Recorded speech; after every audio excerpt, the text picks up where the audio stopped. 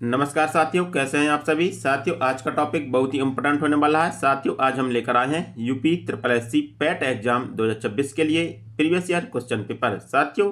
इसमें हमने GK GS के 30 संभावित प्रश्नों को लिया है साथियों। इसमें हम हिस्ट्री, पॉलिटी, ज्योग्राफी, साइंस और करंट अफेयर्स के सभी महत्वपूर्ण प्रश्नों को डिस्कस करने वाले हैं साथियों। ये सभी क्वेश्चन आपकी सभी गवर्नमेंट एग्जाम परीक्षा के लिए अति इंपॉर्टेंट होंगे साथियों। वीडियो के अंत तक बने रहिए। चलिए हम स्टार्ट करते हैं साथियों। हमारा पहला क्वेश्चन है साथियों, हमारा पहला क्वेश्चन कहता है कि निम्न में से कौन से संत शिवाजी के समकालीन थे। इस पूछा गया कि कौन से संत थे जो शिवाजी के समकालीन थे। चैतन्य, शंकराचार्य, तुकाराम या नामदेव। तो इसका राइट आंसर होगा तुकाराम। ठीक है, तुकाराम थे जो शिवाजी के समकालीन संत थे। तो इसका राइट आंसर ऑप्शन सी होगा। हमारा अगला क्वेश्चन है साथियों, हमारा अगला क्वेश्चन कहता है कि बंगाल के प्रथम गवर्नर जनरल कौन थे। इस पूछा गया कि बंगाल के प्रथम गवर्नर जनरल कौन थे। Lord Warren Hasting, Lord Ripon, Lord Clive या लॉर्ड लिटिन। तो इसका राइट आंसर होगा लॉर्ड वारेन हेस्टिंग। ठीक है, जो वारेन हेस्टिंग थे वो बंगाल के प्रथम गवर्नर जनरल थे। तो इसका राइट आंसर ऑप्शन ए होगा। हमारा अगला क्वेश्चन है साथियों, हमारा अगला क्वेश्चन कहता है कि चरक संहिता संबंधित है। इस पूछा गया कि चरक संहिता पुस्तक है यह किससे संबंधित है। चिकित्सा से, गणित से, राजनीति से या वास्तुकला से। तो इसका राइट आंसर होगा चिकित्सा से। ठीक है, चरक संहिता जो चिकित्सा से संबंधित पुस्तक है। तो इसका राइट आंसर ऑप्शन ए होगा। हमारा अगला क्वेश्चन है साथियों, इसमें पूछा गया कि भारत के शासन करने वाले दिए गए शासकों का कालक्रम सही क्या है। इसमें पूछा गया कि सही कालक्रम क्या है। ठीक है, तो इसमें शेषा सूरी, अकबर, अलाउद्दीन खिलजी और इल्तुतमिश। ठीक है, तो इसमें दिया गया है। तो इसका सही कालक्रम बताना है कि इनका सही कालक्रम क्या है। ठीक है, तो इसमें है इल्तुतमिश। इल्तुतमिश से यह गुलाम वंश से संबंधित था। किससे? गुलाम वंश। ठीक है, इसके बाद ये अलाउद्दीन खिलजी, यह खिलजी वंश से संबंधित था। किससे? खिलजी वंश से संबंधित था। इसके बाद है शेरशाह सूरी, यह सूरी वंश से संबंधित था। किससे? सूरी वंश की इसने स्थापना की थी। ठीक है, इसके बाद है अकबर, यह मुगल वंश से संबंधित था। किससे? मुगल वंश से संबंधित था। ठीक है, तो इन्होंने शासन किया है। पहले क्या है? इल्तुतमिश ने। तो इसका हो गया चौथा। ठीक है, इसके बाद आया अलाउद्दीन खिलजी। ठीक है, तो ये हो गया तीसरा। इसके बाद आया शेरशाह सूरी। शेरशाह सूरी इसने हुमायूं के बाद शासन किया था। ठीक है, तो ये हो गया पहला। इसके बाद आया अकबर, अकबर आया दूसरा। ठीक है, तो आएगा चौथा, तीसरा, पहला और दूसरा। चौथा, तीसरा, पहला और दूसरा। तो इसका ऑप्शन ए सही है। ठीक है, तो इसका राइट आंसर ऑप्शन ए होगा। हमारा अगला क्वेश्चन है साथियों, हमारा अगला क्वेश्चन कहता है कि इनमें से किसे भारत के ग्रांड ओल्ड मैन के नाम से जाना जाता है। इस पूछा गया कि किसको ग्रांड ओल्ड मैन के नाम से जाना जाता है। WC बनर्जी, सुरेंद्रनाथ बनर्जी, दादा भाई नेहरू जी, फिरोज शाह मेहता। तो इसका राइट आंसर होगा दादा भाई नेहरू जी को। दादा भाई नेहरू जी को grand old man of India कहते हैं। तो इसका राइट आंसर ऑप्शन सी होगा। हमारा अगला क्वेश्चन है साथियों, हमारा अगला क्वेश्चन कहता है कि सन 1915 से 1916 में दो होम रूल लीग किसके नेतृत्व में शुरू हुए। इसको पूछा गया कि 1915 से 1916 में दो होम रूल लीग है वो किसके नेतृत्व में शुरू किए गए थे। तिलक और लाला लाजपत राय, तिलक और अरविंद घोष, एनी बेसेंट और लोकमान्य तिलक, तिलक और बिपिन चंद्र पाल। तो इसका राइट आंसर होगा एनी बेसेंट और लोकमान्य तिलक। ठीक है, एनी बेसेंट और लोकमान्य तिलक के नेतृत्व में 1915 से 1916 ईस्वी में दो होम रूल लीग की स्थापना की गई थी। तो इसका राइट आंसर ऑप्शन सी होगा। हमारा अगला क्वेश्चन है साथियों, हमारा अगला क्वेश्चन कहता है कि निम्न में से कौन सा जोड़ा सही नहीं है। इस पूछा गया कि कौन सा जोड़ा है जो सही नहीं है। ठीक है, 78 ईस्वी इसमें शक संमत की शुरुआत हुई। 1709 औरंगजेब की मृत्यु। 261 ईसा पूर्व कलिंग युद्ध। 622 मुस्लिम युग की शुरुआत। तो इसमें देखना है कि कौन सा युग में जो सही नहीं है। तो इसमें शक संमत की शुरुआत 78 ईस्वी में हुई थी। ठीक है, यह कनिष्क के द्वारा की गई थी। किसके द्वारा? कनिष्क के द्वारा शक संमत की शुरुआत की गई थी। ठीक है, यदि हम बात करें मुस्लिम युग की शुरुआत, ठीक है, तो यह लगभग सही है क्योंकि 622 के आसपास ही मुस्लिम युग की शुरुआत हुई थी। कलिंग युद्ध ये 261 ईसा पूर्व हुआ था, ये भी सही है। ठीक है, इसमें जो औरंगजेब है कि औरंगजेब की मृत्यु 1709 ईस्वी में हुई, यह गलत है क्योंकि औरंगजेब की मृत्यु 1707 ईस्वी में हुई थी। ठीक है, तो इसका राइट आंसर ऑप्शन बी होगा। औरंगजेब की मृत्यु है, इसकी मृत्यु 1707 ईस्वी में हुई थी। तो इसका राइट आंसर ऑप्शन बी होगा। हमारा अगला क्वेश्चन है साथियों, हमारा अगला क्वेश्चन कहता है कि करो या मरो का नारा किसने दिया। इस पूछा गया कि करो या मरो का नारा किसके द्वारा दिया गया था। जवाहरलाल नेहरू, महात्मा गांधी, सरदार पटेल या सुभाष चंद्र बोस। तो इसका राइट आंसर होगा महात्मा गांधी। ठीक है, महात्मा गांधी के द्वारा करो या मरो का नारा दिया गया था। तो इसका राइट आंसर ऑप्शन बी होगा। हमारा अगला क्वेश्चन है, साथियों इनमें मिलान करना है, इनके कूट दिए गए हैं तो इनमें मिलान करना है कि किस संस्था की स्थापना किसके द्वारा की गई है। ठीक है, तो इसमें है जैसे ब्रह्म समाज, रामकृष्ण मिशन, आर्य समाज और सत्य शोधक समाज। ठीक है, तो इनका मिलान करना है कि इनका सही मिलान कौन सा है। ठीक है, तो इसका जैसे ब्रह्म समाज, ब्रह्म समाज की स्थापना किसके द्वारा की गई।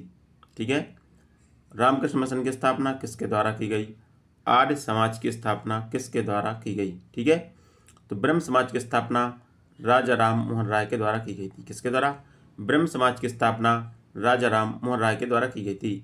यदि हम बात करें रामकृष्ण मिशन, रामकृष्ण मिशन की स्थापना स्वामी विवेकानंद के द्वारा की गई थी। किसके द्वारा, स्वामी विवेकानंद के द्वारा रामकृष्ण मिशन की स्थापना की गई थी। आर्य समाज की स्थापना, आर्य समाज की स्थापना स्वामी दयानंद सरस्वती के द्वारा की गई थी। किसके द्वारा, स्वामी दयानंद सरस्वती द्वारा आर्य समाज की स्थापना की गई थी। सत्य शोधक समाज की स्थापना ज्योतिबा फुले के द्वारा की गई थी। किसके द्वारा, ज्योतिबा फुले के द्वारा सत्य शोधक समाज की स्थापना की गई थी। ठीक है, इसके ऑप्शन हो जाएंगे तीसरा। ठीक है, तीसरा के बाद आया फिर पहला, फिर आया दूसरा, फिर पांचवा। ठीक है, तो 3 1 2 5, 3 1 2 5 ऑप्शन बी है इसका सही होगा। ठीक है, हमारा अगला क्वेश्चन है, साथ ही हमारा अगला क्वेश्चन कहता है कि सलाल पनबिजली परियोजना किस नदी पर स्थित है। पूछा गया कि सलाल पनबिजली परियोजना जो किस नदी पर स्थित है, रावी नदी, ब्यास नदी, झेलम नदी या चेनाब नदी। तो इसका राइट आंसर होगा चेनाब नदी। ठीक है, सलाल पनबिजली परियोजना चेनाब नदी पर स्थित है। तो इसका राइट आंसर ऑप्शन डी होगा। हमारा अगला क्वेश्चन है, साथियों हमारा अगला क्वेश्चन कहता है कि बसंत विस्वत होता है। पूछा गया कि बसंत विस्वत कब होता है, 18 जून को, 22 दिसंबर को, 21 मार्च को या 23 सितंबर को। तो इसका राइट आंसर होगा 21 मार्च। 21 मार्च को बसंत विस्वत के नाम से जाना जाता है। तो इसका राइट आंसर ऑप्शन सी होगा। हमारा अगला क्वेश्चन है, साथियों हमारा अगला क्वेश्चन कहता है कि राजस्थान में खेतड़ी परियोजना किसके उत्पादन के लिए प्रसिद्ध है। पूछा गया कि जो खेतड़ी परियोजना है वो किसके उत्पादन के लिए प्रसिद्ध है, इस्पात, एल्युमिनियम, जस्ता या तांबा। तो इसका राइट आंसर होगा तांबा। ठीक है, जो खेतड़ी है जो तांबे के उत्पादन के लिए प्रसिद्ध है। तो इसका राइट आंसर ऑप्शन डी होगा। हमारा अगला क्वेश्चन है, साथियों हमारा अगला क्वेश्चन कहता है कि जब सुभाष चंद्र बोस ने भारतीय राष्ट्रीय कांग्रेस की अध्यक्षता पद से इस्तीफा दिया तो यह पद किसे दिया गया। पूछा गया कि जब सुभाष चंद्र बोस ने भारतीय राष्ट्रीय कांग्रेस के अध्यक्ष पद से इस्तीफा दिया तो यह पद किसे दिया गया था। तो यह पद दिया गया था डॉक्टर राजेंद्र प्रसाद को। ठीक है, तो इसका राइट आंसर ऑप्शन डी होगा। हमारा अगला क्वेश्चन है, साथियों हमारा अगला क्वेश्चन कहता है कि निम्नलिखित में से कौन सी हिमालयी नदी तंत्र की नदियां हैं। पूछा गया कि कौन सी नदी है जो हिमालय तंत्र की नदी है। ठीक है, इसमें कावेरी नदी है जो ये हिमालय तंत्र की नदी नहीं है। ठीक है ना, और जो गोदावरी नदी है ये हिमालय तंत्र की नदी नहीं है, लेकिन गंगा और ब्रह्मपुत्र नदी है जो हिमालय तंत्र की नदी है। ठीक है, यह गंगोत्री हिमालय से निकलती है और यह मानसरोवर झील के पास से निकलती है। तो इसका ऑप्शन ए सही होगा, दूसरा और तीसरा। ठीक है, जो दो नदियाँ जो हिमालय तंत्र की नदियाँ हैं। हमारा अगला क्वेश्चन है, साथियों हमारा अगला क्वेश्चन कहता है कि बैंक दर का अर्थ है। इस पूछा गया कि बैंक दर का अर्थ क्या है। अनुसूचित बैंकों द्वारा ली जाने वाली ब्याज दर, देश के केंद्रीय बैंक द्वारा ली जाने वाली आधिकारिक ब्याज दर, साहूकारों द्वारा ली जाने वाली ब्याज दर या बैंकिंग संस्थानों के लाभ की दर। तो इसका राइट आंसर होगा देश के केंद्रीय बैंकों द्वारा ली जाने वाली आधिकारिक ब्याज दर। ठीक है, बैंक दर का अर्थ है देश के केंद्रीय बैंक द्वारा ली जाने वाली आधिकारिक ब्याज दर। तो इसका राइट आंसर ऑप्शन बी होगा। हमारा अगला क्वेश्चन है, साथियों हमारा अगला क्वेश्चन कहता है कि काजीरंगा राष्ट्रीय उद्यान स्थित है। पूछा गया कि जो काजीरंगा राष्ट्रीय उद्यान कहाँ पर स्थित है, असम, केरल, मध्य प्रदेश या पश्चिम बंगाल। तो इसका राइट आंसर होगा असम। ठीक है, काजीरंगा राष्ट्रीय उद्यान असम में स्थित है और यह एक सींग वाले गैंडा के लिए प्रसिद्ध है। ठीक है, जो काजीरंगा राष्ट्रीय उद्यान है यह एक सींग वाले गैंडे के लिए प्रसिद्ध है और यह असम राज्य में स्थित है। इसका राइट आंसर ऑप्शन ए होगा। हमारा अगला क्वेश्चन है, साथ ही हमारा अगला क्वेश्चन कहता है कि इनमें से किस प्रकार की अर्थव्यवस्था में संसाधनों पर निजी अधिकार होता है और आर्थिक गतिविधियों का मुख्य उद्देश्य लाभ अर्जित करना होता है। पूछा गया कि इनमें से किस प्रकार की अर्थव्यवस्था में संसाधनों पर निजी अधिकार होता है और आर्थिक गतिविधियों पर मुख्य उद्देश्य लाभ अर्जित करना होता है? समाजवादी, वैश्विक, पूंजीवादी या मिश्रित? तो इसका राइट आंसर होगा पूंजीवादी अर्थव्यवस्था में। ठीक है, पूंजीवादी अर्थव्यवस्था में संसाधनों पर निजी अधिकार होता है और आर्थिक गतिविधियों का उद्देश्य होता है लाभ अर्जित करना। तो इसका राइट आंसर ऑप्शन सी होगा। हमारा अगला क्वेश्चन है, साथियों हमारा अगला क्वेश्चन कहता है कि 100 रुपए के नोट पर किसके हस्ताक्षर होते हैं? पूछा गया कि 100 रुपए के नोट पर किसके हस्ताक्षर होते हैं? भारत के राष्ट्रपति के, वित्त सचिव के, आरबीआई के गवर्नर के या वित्त मंत्री के? तो इसका राइट आंसर होगा आरबीआई के गवर्नर के। ठीक है, 100 रुपए के नोट पर आरबीआई के गवर्नर के हस्ताक्षर होते हैं। साथियों यहाँ पर बात हुई आरबीआई की, तो आरबीआई की स्थापना 1935 ईस्वी में की गई थी। कब की गई थी? इसकी स्थापना 1935 ईस्वी में की गई थी। इसका मुख्यालय मुंबई में स्थित है। यदि हम बात करें कि आरबीआई का राष्ट्रीयकरण कब हुआ, तो इसका राष्ट्रीयकरण 1949 ईस्वी में हुआ था। कब हुआ था? इसका राष्ट्रीयकरण 1949 ईस्वी में हुआ था। हमारा अगला क्वेश्चन है, साथियों हमारा अगला क्वेश्चन कहता है कि यदि आरबीआई नगद कोषानुपात घाटा दे तो साख सर्जन पर क्या प्रभाव पड़ेगा? पूछा गया कि यदि आरबीआई नगद कोषानुपात घटा दे तो साख सर्जन पर क्या प्रभाव पड़ेगा? घट जाएगी, इनमें से कोई नहीं, कोई असर नहीं होगा, बढ़ जाएगी। तो इसका राइट आंसर होगा बढ़ जाएगी। ठीक है, यदि आरबीआई नगद कोषानुपात घटा दे तो साख सर्जन बढ़ जाएगा। तो इसका राइट आंसर ऑप्शन डी होगा। हमारा अगला क्वेश्चन है, साथियों हमारा अगला क्वेश्चन कहता है कि भारत के संविधान में जन स्वास्थ्य एवं स्वच्छता किस में शामिल है? पूछा गया कि जन स्वास्थ्य और स्वच्छता है वो किस सूची में शामिल है? समवर्ती सूची में, इनमें से कोई नहीं, राज्य सूची में या संघ सूची में? तो इसका राइट आंसर होगा राज्य सूची में। ठीक है, भारतीय संविधान में जन स्वास्थ्य और स्वच्छता है वो राज्य सूची का विषय है। तो इसका राइट आंसर ऑप्शन सी होगा। हमारा अगला क्वेश्चन है, साथियों हमारा अगला क्वेश्चन कहता है कि भारत में पंचायती राज व्यवस्था इसके अंतर्गत रखी गई है। पूछा गया कि पंचायती राज व्यवस्था वो किसके अंतर्गत रखी गई है? मौलिक कर्तव्य, मूल अधिकार, राज्य नीति निर्देशक तत्व या इनमें से कोई नहीं? तो इसका राइट आंसर होगा राज्य नीति निर्देशक तत्व। ठीक है, पंचायती राज व्यवस्था जो राज्य नीति निर्देशक तत्व के अंतर्गत आती है। तो इसका राइट आंसर ऑप्शन डी होगा। हमारा अगला क्वेश्चन है, साथियों हमारा अगला क्वेश्चन कहता है कि भारत में पंचायती राज व्यवस्था है वो किसके अंतर्गत रखी गई है? साथियों ये क्वेश्चन रिपीट हो गया है, तो इसका राइट आंसर होगा राज्य के नीति निर्देशक तत्व। ठीक है, जो पंचायती राज व्यवस्था है और राज्य के नीति निर्देशक तत्व के अंतर्गत आती है। तो इसका राइट आंसर ऑप्शन डी होगा। हमारा अगला क्वेश्चन है, साथियों हमारा अगला क्वेश्चन कहता है कि फेमा का पूर्ण रूप क्या है? पूछा गया कि फेमा का पूर्ण रूप क्या है? Foreign exchange management act, foreign export marketing agency, fund exchange media agency, finance and export management association? तो इसका राइट आंसर होगा फॉरेन एक्सचेंज मैनेजमेंट एक्ट। क्या? Foreign exchange management act. तो इसका राइट आंसर ऑप्शन ए होगा। हमारा अगला question है, साथियों हमारा अगला क्वेश्चन कहता है कि निम्न में से किसने संविधान सभा में उद्देश्य प्रस्ताव रखा? इसमें पूछा गया कि संविधान सभा में उद्देश्य प्रस्ताव किसके द्वारा रखा गया? महात्मा गांधी, बी.एन. राव, जवाहरलाल नेहरू या बी.आर. अम्बेडकर? तो इसका राइट आंसर होगा जवाहरलाल नेहरू के द्वारा। ठीक है, संविधान सभा में उद्देश्य प्रस्ताव जवाहरलाल नेहरू के द्वारा रखा गया था। तो इसका राइट आंसर ऑप्शन सी होगा। हमारा अगला क्वेश्चन है, साथियों हमारा अगला क्वेश्चन कहता है कि भारतीय संविधान के किस अनुच्छेद में अल्पसंख्यकों के हित नहीं निहित हैं? इसमें पूछा गया कि भारतीय संविधान के किस अनुच्छेद में अल्पसंख्यकों के हित निहित है? ठीक है, अनुच्छेद 24, अनुच्छेद 21, अनुच्छेद 29 या इनमें से कोई नहीं? तो इसका राइट आंसर होगा अनुच्छेद 29 में। ठीक है, अनुच्छेद 29 है जो अल्पसंख्यकों के हितों की रक्षा करता है। तो इसका राइट आंसर ऑप्शन डी होगा। हमारा अगला क्वेश्चन है, साथियों हमारा अगला क्वेश्चन कहता है कि ठोस चालक में धारा वाहक होते हैं। पूछा गया कि ठोस चालक में धारा का प्रवाह किस प्रकार से होता है?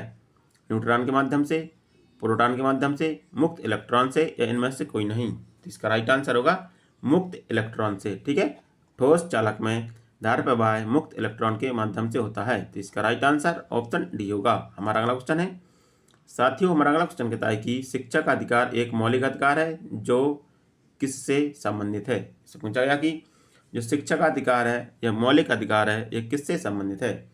अनुच्छेद 19 से, अनुच्छेद 21A से, अनुच्छेद 29-30 से या इनमें से कोई नहीं? इसका राइट आंसर होगा अनुच्छेद 21A। ठीक है, जो शिक्षा का अधिकार एक मौलिक अधिकार है, यह अनुच्छेद 21A से संबंधित है। इसका राइट आंसर ऑप्शन सी होगा। इसमें 6 से 14 वर्ष के बच्चों को मुक्त शिक्षा का प्रावधान है। हमारा अगला क्वेश्चन है, साथियों हमारा अगला क्वेश्चन कहता है कि ब्लीचिंग पाउडर का रासायनिक नाम है। इससे पूछा गया कि ब्लीचिंग पाउडर का रासायनिक नाम क्या है। Calcium oxychloride, sodium chloride, calcium sulphate, sodium bicarbonate. तो इसका राइट आंसर होगा कैल्शियम ऑक्सीक्लोराइड, CaOCl2। ठीक है, ब्लीचिंग पाउडर का रासायनिक नाम है कैल्शियम ऑक्सीक्लोराइड, जिसका रासायनिक सूत्र है CaOCl2। तो इसका राइट आंसर ऑप्शन ए होगा। हमारा अगला क्वेश्चन है, साथियों हमारा अगला क्वेश्चन कहता है कि 18 कैरेट सोने में शुद्ध सोने का प्रतिशत है। पूछा गया कि 18 कैरेट सोने में शुद्ध सोने का कितना प्रतिशत होता है। 75%, 100%, 60% या 80%। तो इसका राइट आंसर होगा 75%। ठीक है, 18 कैरेट सोने में 75% शुद्ध सोना होता है। तो इसका राइट आंसर ऑप्शन ए होगा। हमारा अगला क्वेश्चन है, संतरे में बहुलता में होता है। पूछा गया कि संतरे में कौन सा विटामिन पाया जाता है। Vitamin A, vitamin C, vitamin B या इनमें से कोई नहीं। तो इसका राइट आंसर होगा विटामिन सी। विटामिन सी है जो संतरे में पाया जाता है। तो इसका राइट आंसर ऑप्शन सी होगा। हमारा अगला क्वेश्चन है, साथियों हमारा अगला क्वेश्चन कहता है कि प्रकाश वर्ष किसके मापने की इकाई है। पूछा गया कि प्रकाश वर्ष वो किसके मापने की इकाई है। एक वर्ष में निर्वात में ध्वनि द्वारा चली गई दूरी, हवाई जहाज की गति की, एक वर्ष में मापी गई रॉकेट की गति, या एक वर्ष में निर्वात में प्रकाश द्वारा चली गई दूरी। इसका राइट आंसर होगा एक वर्ष में निर्वात में प्रकाश द्वारा चली गई दूरी है जो प्रकाश वर्ष मापने की इकाई है। तो इसका राइट आंसर ऑप्शन डी होगा। हमारा अगला क्वेश्चन है, साथियों हमारा अगला क्वेश्चन कहता है कि कौन सी भारतीय दूरसंचार कंपनी विश्व में 5वीं सबसे मजबूत ब्रांड है। पूछा गया कि कौन सी भारतीय दूरसंचार कंपनी है जो विश्व में 5वीं सबसे बड़ी मजबूत ब्रांड है। भारती एयरटेल, वोडाफोन, रिलायंस जियो या आइडिया। तो इसका राइट आंसर होगा भारती एयरटेल। ठीक है, भारती एयरटेल है जो विश्व में 5वीं सबसे बड़ी मजबूत ब्रांड बन गई है। तो इसका राइट आंसर ऑप्शन ए होगा। हमारा अगला क्वेश्चन है, बोल्ट परियोजना हाल ही में भारत के किस राज्य में शुरू की गई। पूछा गया कि जो बोल्ट परियोजना है वो भारत के किस राज्य में शुरू की गई है। हरियाणा, मध्य प्रदेश, राजस्थान या बिहार। तो इसका राइट आंसर होगा राजस्थान। ठीक है, जो बोल्ट परियोजना है वो राजस्थान में शुरू की गई परियोजना है। तो इसका राइट आंसर ऑप्शन सी होगा। हमारा अगला क्वेश्चन है, साथियों हमारा अगला क्वेश्चन कहता है कि निम्नलिखित में से किस शहर में लाइट हाउस परियोजना का क्रियान्वयन नहीं हुआ। पूछा गया कि किस शहर में लाइट हाउस परियोजना का क्रियान्वयन नहीं हुआ है। रांची, पटना, अगरतला या चेन्नई। तो इसका राइट आंसर होगा पटना। ठीक है, पटना में लाइट हाउस परियोजना का क्रियान्वयन नहीं हुआ है। तो इसका राइट आंसर ऑप्शन बी होगा। हमारा अगला क्वेश्चन है, साथियों हमारा अगला क्वेश्चन कहता है कि उस भारतीय पहलवान का नाम क्या है जिस पर हाल ही में डोपिंग के लिए 2 साल का प्रतिबंध लगाया गया है। साथियों ये करंट का क्वेश्चन था, पुराना है क्वेश्चन। ठीक है, तो इससे पूछा गया कि उस भारतीय पहलवान का नाम क्या है जिस पर हाल ही में डोपिंग के 2 साल का प्रतिबंध लगाया गया था। सुमित मलिक, पवन कुमार, योगेश्वर दत्त या रविंदर सिंह। तो इसका राइट आंसर होगा सुमित मलिक। ठीक है, सुमित मलिक पर 2 साल का प्रतिबंध लगाया गया था। तो इसका राइट आंसर ऑप्शन ए होगा।